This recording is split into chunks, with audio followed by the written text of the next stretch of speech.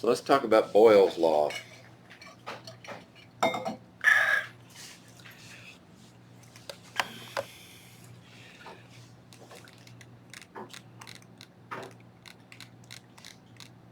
I've already described the experiment that Boyles performed to obtain his first set of data. So what we're interested in doing with Boyle's law is finding out to experimentally determine the relationship between pressure and volume. And we've been told that pressure and volume product is a constant. So how do we get this information? You need to be able to apply a known pressure to a known amount of gas and watch how it changes as you change the pressure. So if you're the experimenter changing the pressure, where do you plot your values? Say we have a list here, pressure and volume. And at this pressure you get that volume, there, and you have a whole set of data. These would be X, Y points on a graph, right? Okay, which one's X and which one's Y? X be pressure, Y volume. Yes. So you would plot it, pressure here and volume there. And then you would have to identify what are your units of pressure. Well, ATM. we're going to be sure that we have ATM, and I'll talk about that in a minute. And then the volume is the tiny syringes. They're marked in milliliters. So we'll just keep these values in milliliters. Okay? So you'll get that data and you plot it here on your graph. All right. So the way we're going to control things is to use a pressure vessel. And that's why I needed the 2-liter bottles, the pop bottles. That's our pressure vessel. We're gonna pump those vessels up with an electric pump. I used to have bicycle pumps, but they were okay until you got up to about 30 pounds, and then it's really, really hard. So I got this one, and I'll pump it up for you. But we've got this pressure vessel.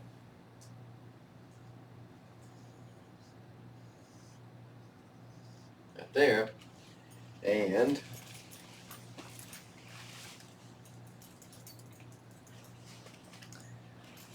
it's got a threaded top, and I've got a cap that I have put a hole in.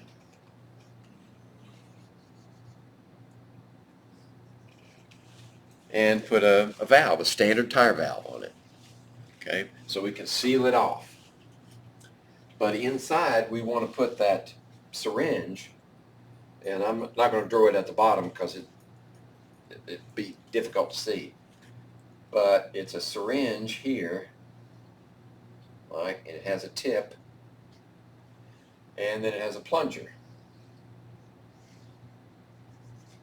And I've trimmed off the top so you can fit it through the end. So you set it up here so that it's a 10 milliliter syringe, so you want this to be up at around 10 milliliters. And then down here, of course, is 0. And once you get it set at 10 milliliters, you want to be sure to trap this gas so that you don't change the number of moles. And the way to do that is to cap it off. And I've got these stoppers that are only bored part of the way through. So you just, well, you're going to lubricate it a little bit with some petroleum jelly. It doesn't take much, just a little bit. And then you're going to set it at 10 milliliters. Okay. And then you're going to put that on the end. Now we've got the certain number of moles of gas that won't change during the experiment. And the experiment happens so fast the temperature doesn't matter.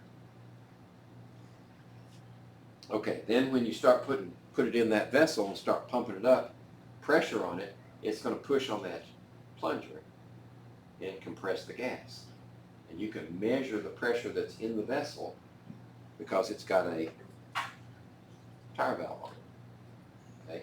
And as you measure that pressure, actually we're going to pump it up and you're going to start at a low volume and then gradually release the pressure and measure the pressure and the volume together. So you're going to go from high to low pressure and low to high volume. Okay? All right. It's recorded as we go. Oh yeah, recorded. Pressure 30. Uh-huh, yeah. I'll talk about that in just a minute. But this vessel is not in a vacuum, right? Out here, it's not a vacuum. There's air pressure on the vessel too.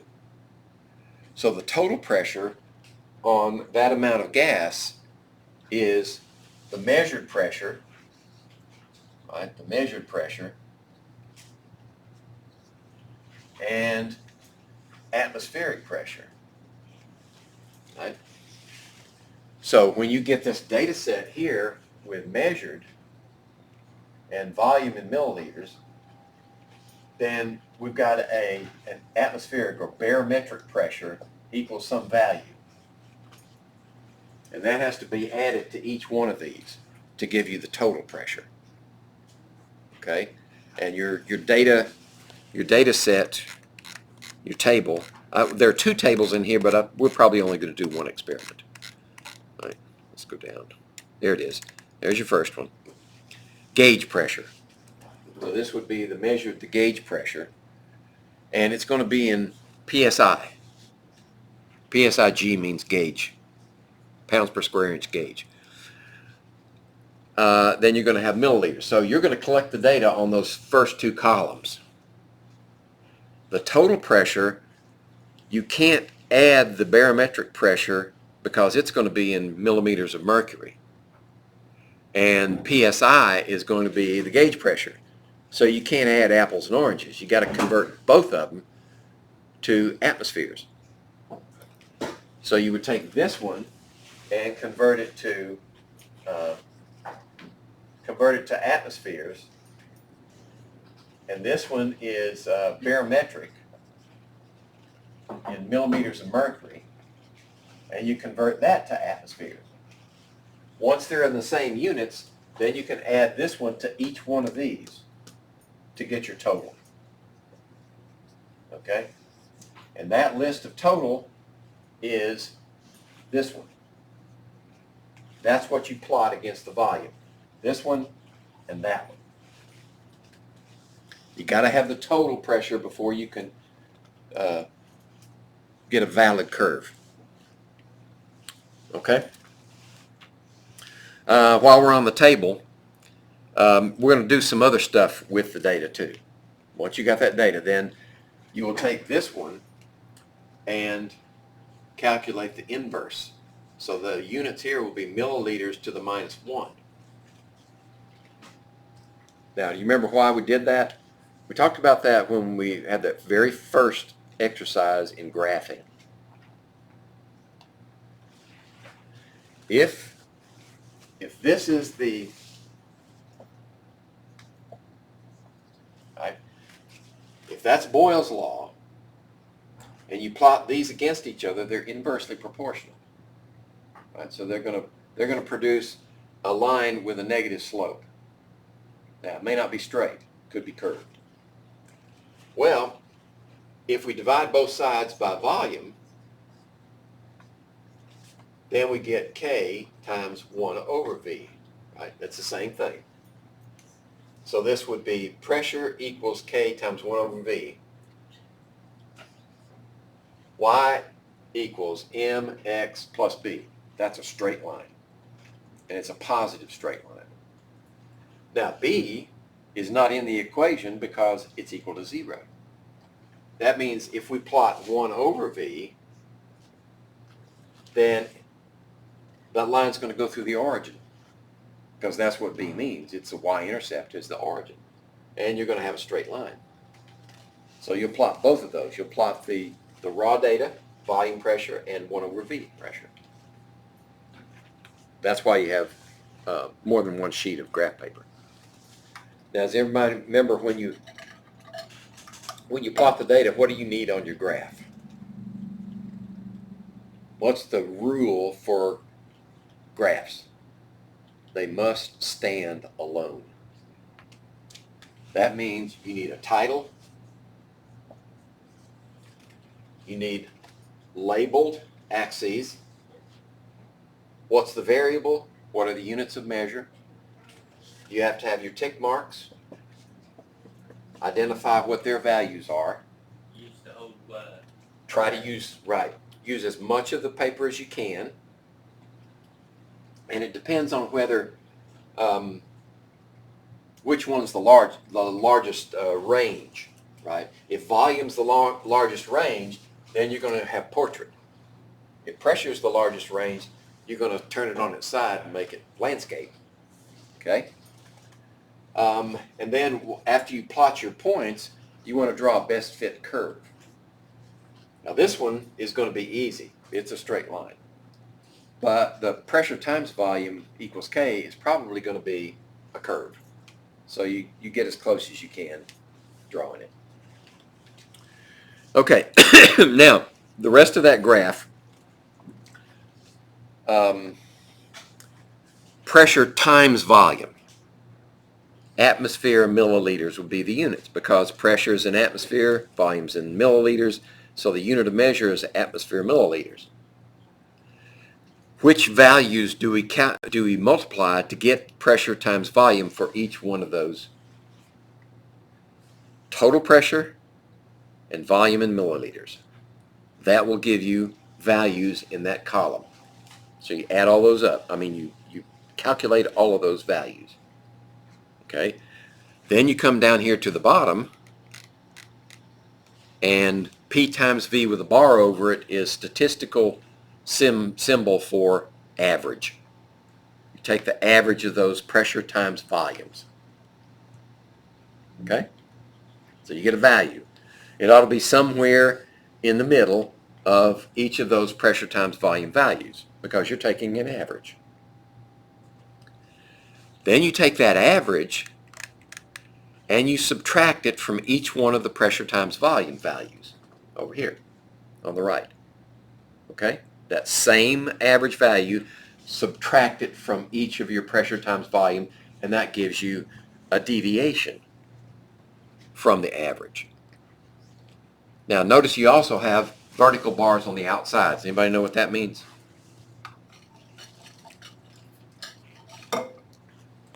Absolute value. If you get any negative values, throw out the negative. We just want the deviation. So only positive, I'm sorry? Just throw out the negative. Right. Absolute value means only positive values in that list. So just throw the negatives out. Once you get those deviations, then you come down here at the bottom again and you get an average of the deviations. Everybody with me so far? Okay. So you've got an average deviations and you got an average of the values of pressure times volume. Ratio them. Take that average in the numerator, P times V average in the denominator, times 100, and that's your relative percent error. If you get less than 5%, you're doing good. Okay, there's another one here, but we usually only have time for one. And you'll notice at the very beginning of the document, oh no, hold on. Did your versions, do they have points assigned? On the post line. Like the total points? Yeah. Yeah, it is. Okay, so I picked up the wrong one. So yours, there will be points assigned And we'll use the total points for just one determination. I have two options there. We're just going to use the one for one determination. Right. All right. And let's see. There are post-lab questions, so let's go to the pre-lab questions. Speaking of questions, anybody got questions so far? Have I lost anybody? I lost her for a second. I got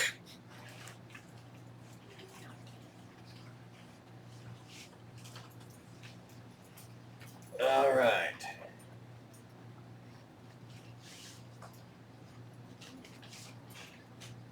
So what I'll do is, once you get started,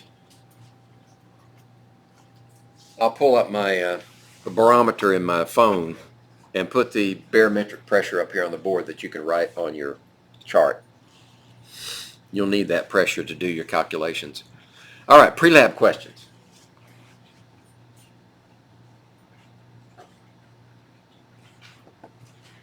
Let's see, 1. Fill in the blank.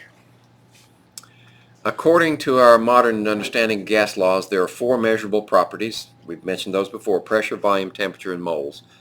In Boyle's law, which 2 variables were held constant? If pressure and volume are changing, what does that leave? Temperature and moles, right? Temperature and moles.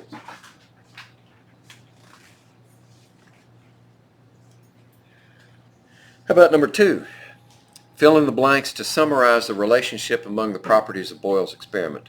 For a fixed blank of gas at constant something, the blank of the gas increases as the other blank decreases.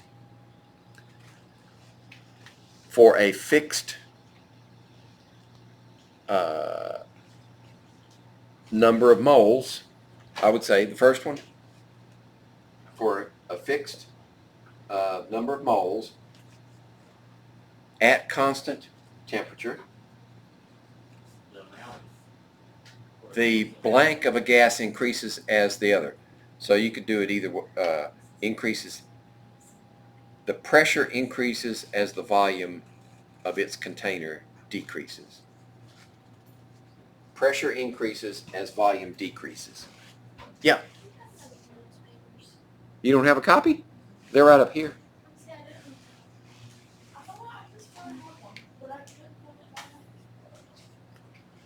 Did you get the one from next week already? Yes. Okay.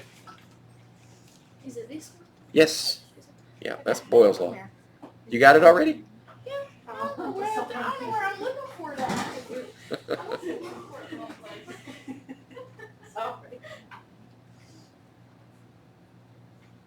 Is it folded up in there? You got it? Okay. All right. How about 3? Pressure is defined as force per unit area. According to the kinetic molecular theory, the particles in a gas are constantly moving and colliding with the walls of their container. The pressure of the gas is related to the total force exerted by the individual collisions. Use the kinetic molecular theory to explain the results of Boyle's experiment. Well, we know that Boyle's experiment says as the pressure increases, the volume decreases. Right? The increased pressure. Right. So if we're increasing the pressure, what are we doing? Decrease the volume. Right. So as you increase the pressure, what is that pressure in terms of the kinetic molecular theory? Right. We're pumping more gas into that cylinder. We're not changing the amount that's in the syringe. We're just putting more in there to increase the pressure. So think about the inside of the syringe, not the outside in the container. Right? Inside the syringe, as we increase the pressure, the volume decreases. So where does the balance point occur? Think of that syringe with its plunger.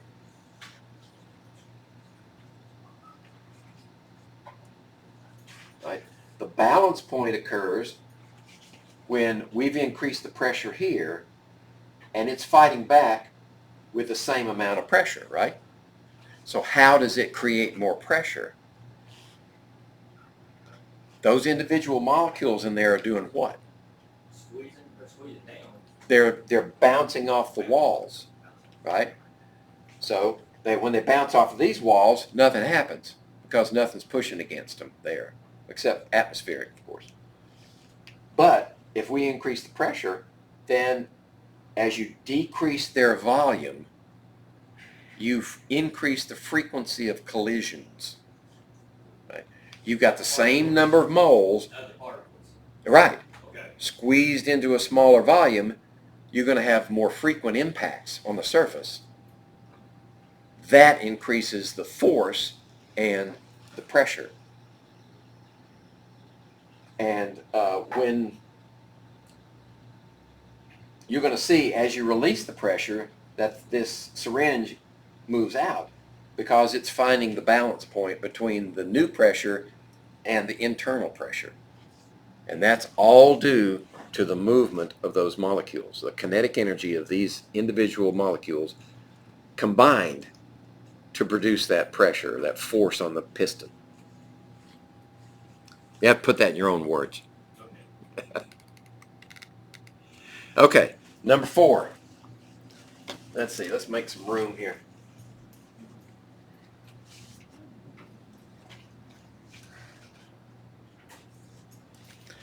The pressure scale on a tire gauge is marked in units of pounds per square inch.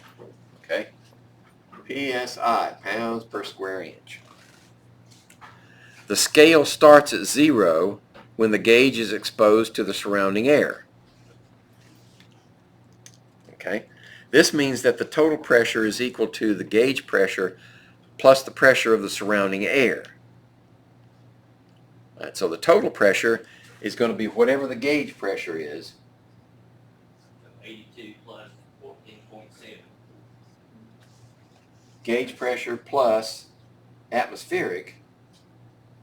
And if it's at sea level, this will be 14.7, right? PSI, or 14.69, whatever you prefer. Assume that you have just inflated your tire on your bicycle to 82 PSI. So this is 82. Right? What's the total pressure of the air in the tire? 82 plus 14.7. Uh-huh. 96.7. 7 PSI. Okay. That's in PSI. What is it in atmospheres? Yeah, converted. Right. So we could do it like this. PSI, atmospheres. 1 atmosphere is 14.7. 14.7 divided into 96.7. And that'll give you the number of atmospheres. So this is one answer, and this gives you the other answer.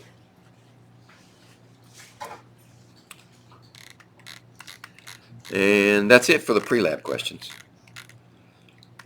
Okay.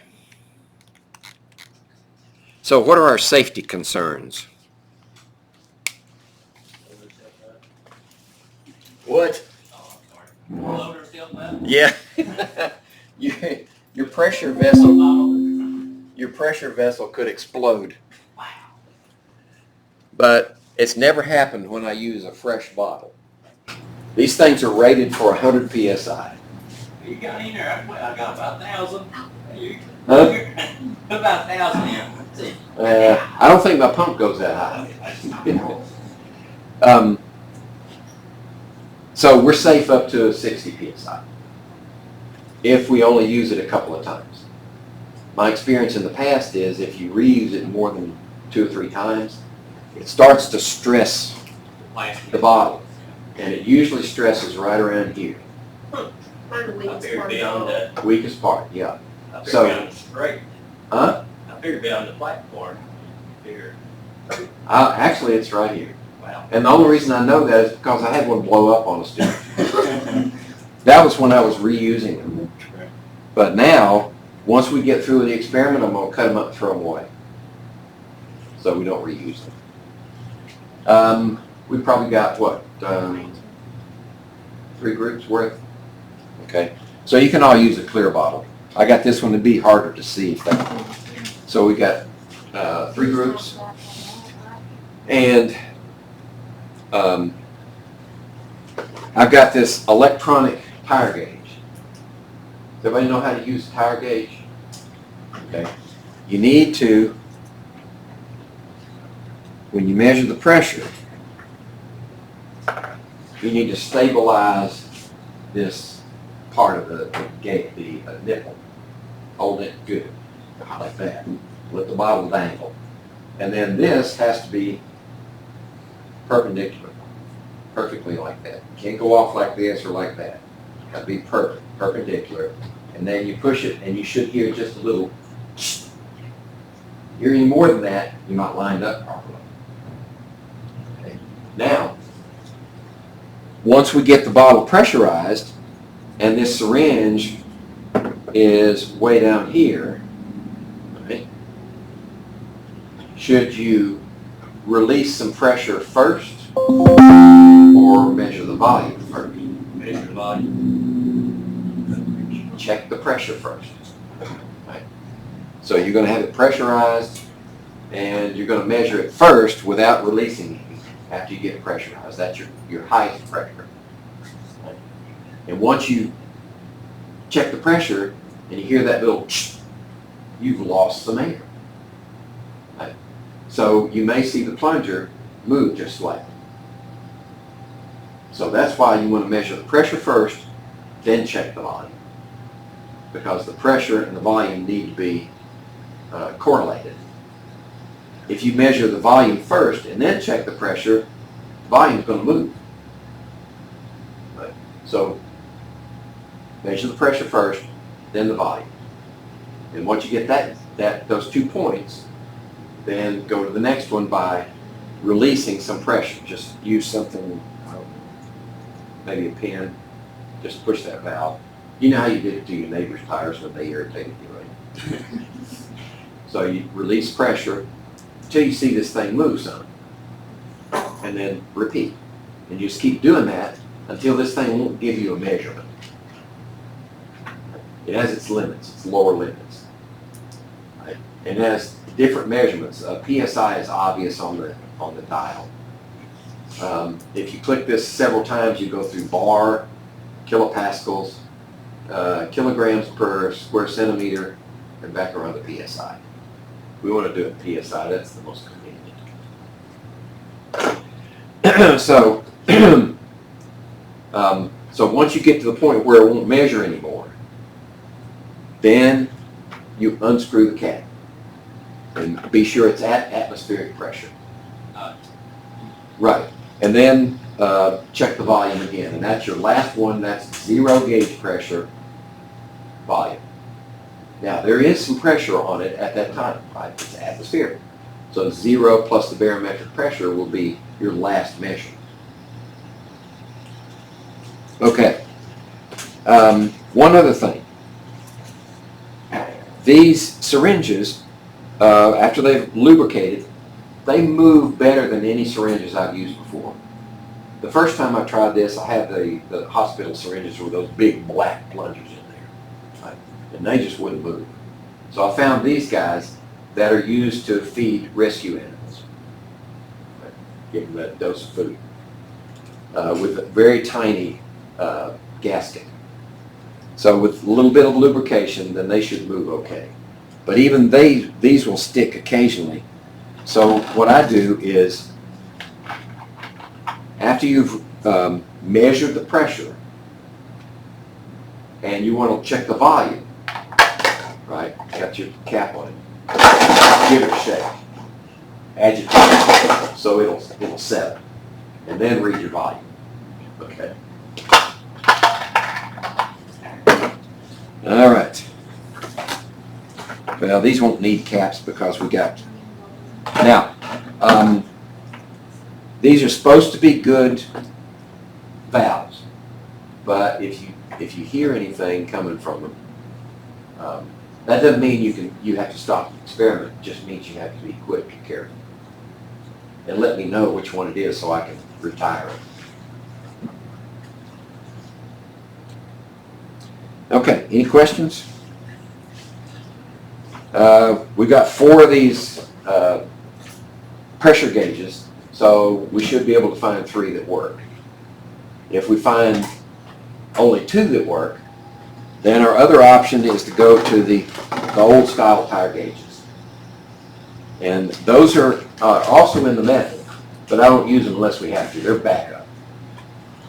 You have to use 3 of them because they have different ranges. So that's why I prefer these. Right. It's just 1 gauge and takes you through the whole experiment. Okay? So who's going with what group? You guys, you decide. Who wants to work with the guy?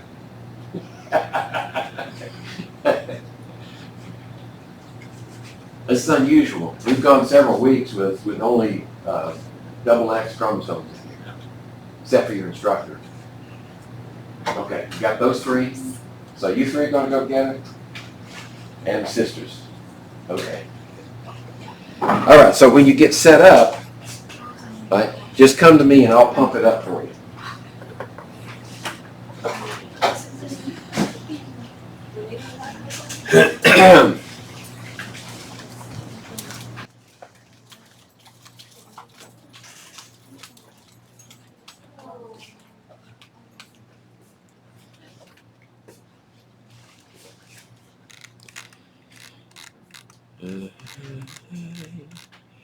Okay. You should wear a lab coat, yes. And probably gloves also. I've never had a bottle blow up on me on the first 2 pumps, first 2 cycles, but there's always a first time.